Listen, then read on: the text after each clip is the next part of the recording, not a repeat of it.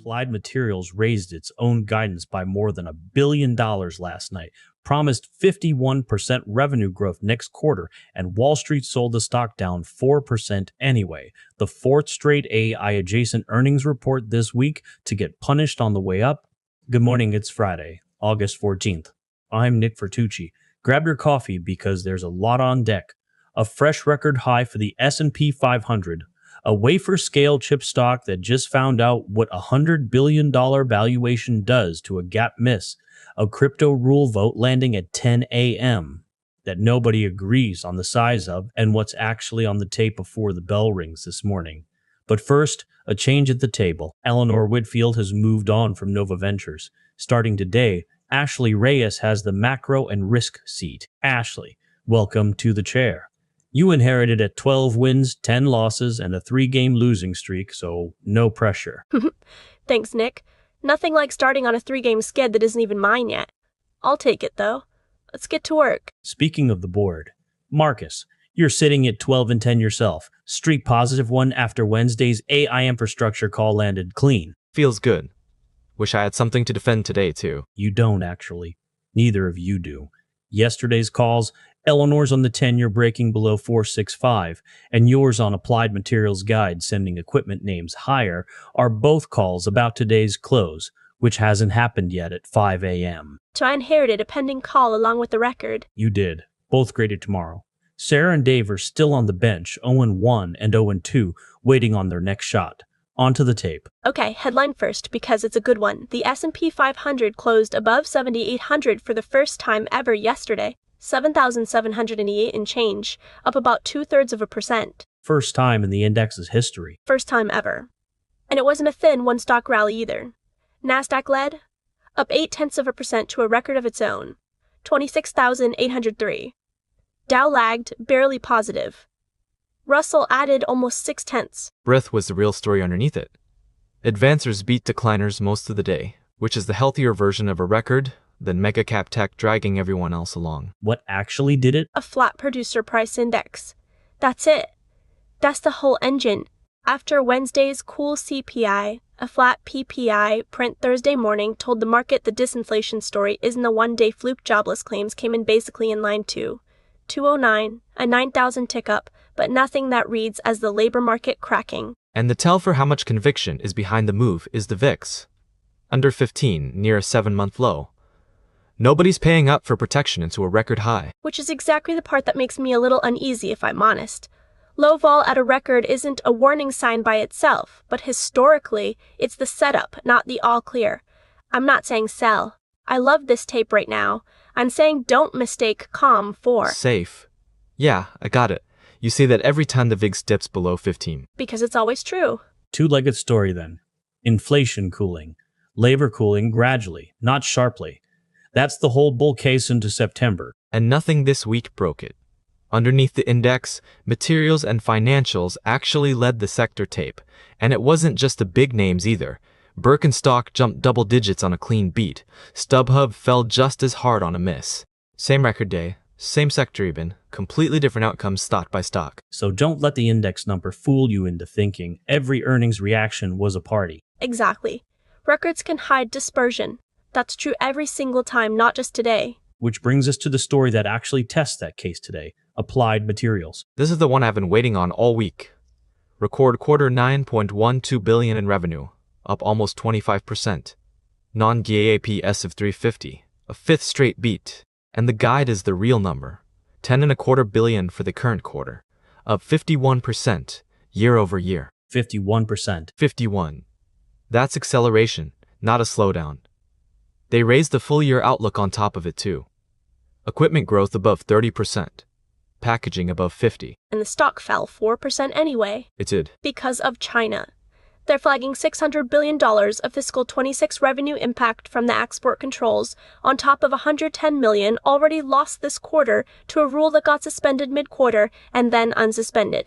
China's gone from close to 40% of their business a few years back, down to the mid-20s now. So which is it? A great quarter with a China asterisk, or a China problem wearing a great quarter as a disguise? I'll take the great quarter. A revenue guide accelerating to 51% growth, with China shrinking as a share of the business the whole time, tells you the AI capex story doesn't actually need China to keep working. That's the bullish read, and I don't think the stock reaction gave it enough credit. I hear that, but 4% isn't nothing, and it's not the first time this week. Cisco beat and raised Tuesday night and got sold. Coherent beat and raised and got sold. Now Applied Materials beats, raises by a full $1 billion, and gets sold a fourth time. At some point, that's not noise. That's the market telling you the bar isn't beat and raise anymore. It's beat, raise, and don't scare me on the controllable stuff. Margin for Cisco. China, exposure here. Same pattern, different variable. I'll allow that interruption because it's the right point. So which was Applied Materials? A margin story or a China story? China. Cleanly.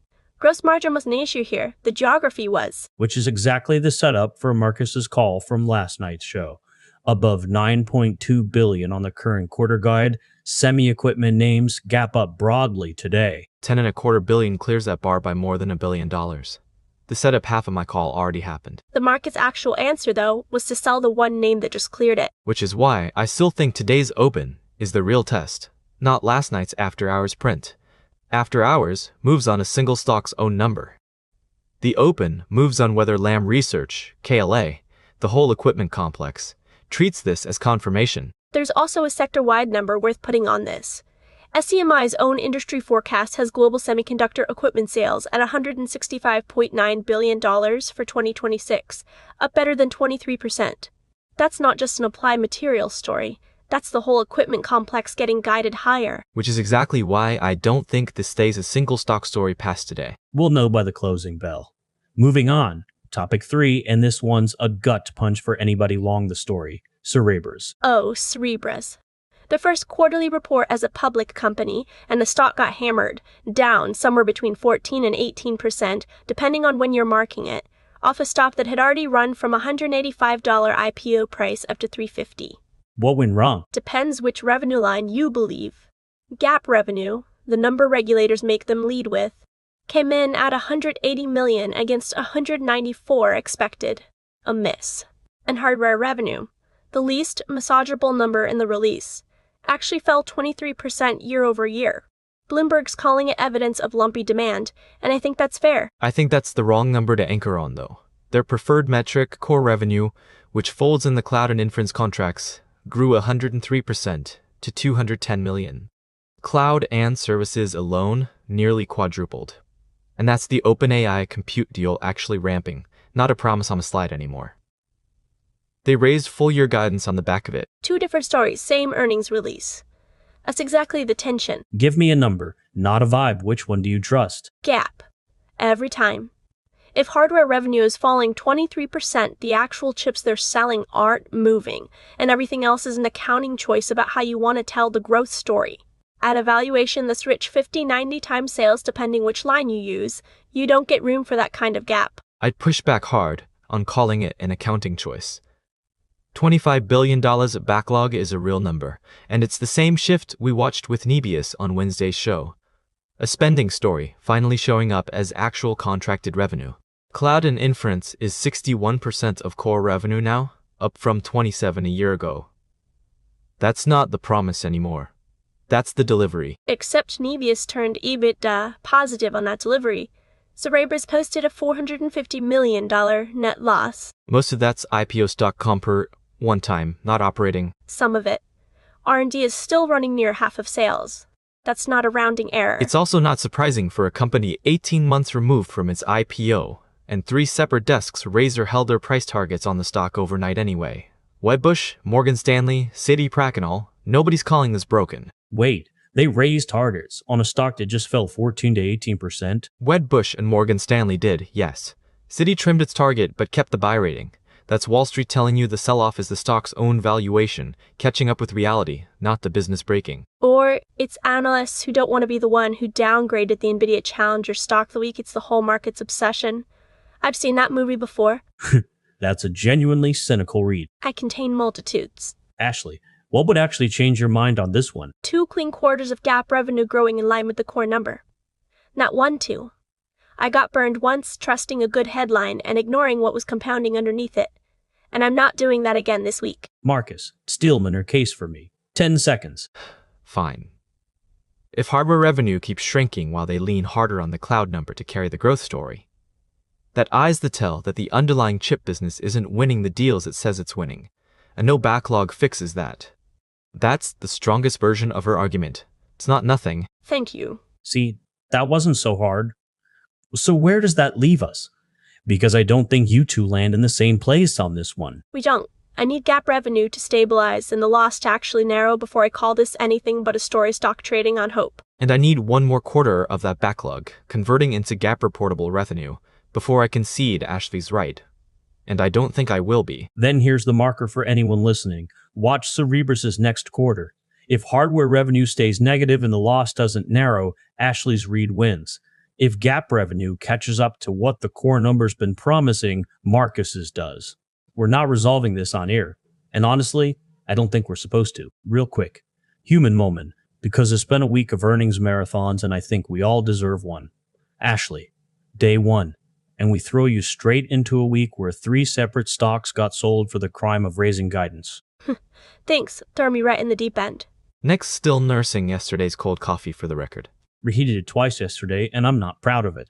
3rd time's the charm today. Back to it. Topic 4, and Marcus, you actually wrote the note on this one, so take it. I did. Bitcoin's basically asleep, trading in a tight band around 63.5, down a few tenths. But that flat headline number is hiding a real split. Bitcoin ETFs bled another $144 million yesterday, 3rd straight day of outflows, while Ether ETFs are quietly taking in fresh money. Why the divergence? Because at 10 a.m. this morning, the SEC votes on something called Regulation Crypto, the first real rulemaking out of this commission instead of another lawsuit. 3 pathways on the table: a $5 million startup exemption, a $75 million fundraising tier, and a safe harbor that lets a token exit securities law entirely, once the founding team steps back and the network runs itself. In one sentence, for anyone who just wants to know if this moves their Bitcoin. It mostly doesn't. This is an altcoin and token issuance story, not a is Bitcoin a security story, since both Bitcoin and Ether already have ETFs and sit outside the exemptions. Which is exactly why I'd be careful treating 10 a.m. and done as the whole event. This is a proposal, not a final rule. It opens a comment period. The market's pricing it like nothing happens today, and mostly nothing does, but mostly is doing a lot of work in that sentence. Fair. But the flow data is the more honest signal here than anyone's prediction about the vote. Institutions trimming Bitcoin, adding Ether, that usually front runs a shift toward yield and utility mattering more than pure store of value. I'll give you that part. Ether staking rate hit a record 34.4% of supply locked, too. That's real conviction, not just a headline flow number. And there's a quack on it. Coverage this week flagged that Commissioner Pierce, who wrote a lot of the intellectual case for this safe harbor, leaves the commission in November.